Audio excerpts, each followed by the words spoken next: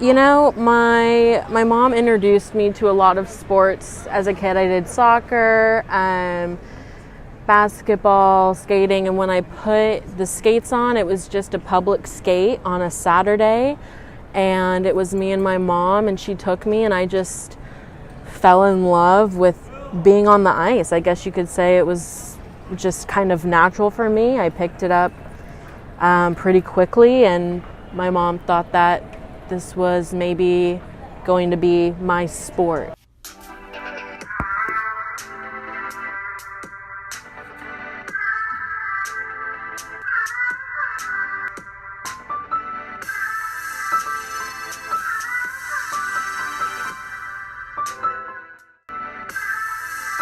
So I started skating when I was about 6, and then I picked it up competitively, I would say around 9 or 10 years old. So that's kind of what initially drew me. It was just first love, I guess.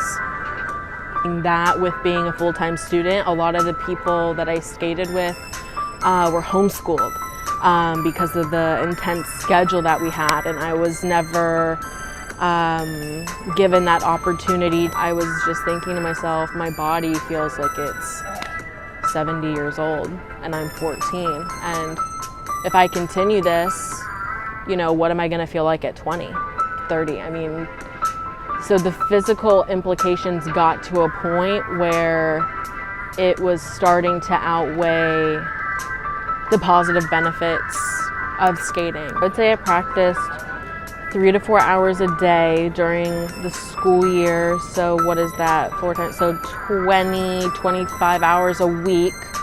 But then during summer, it was 3 months of 8-hour camp days between skating, ballet, and strength training with a 30 to 45-minute lunch break. So full-time job, basically.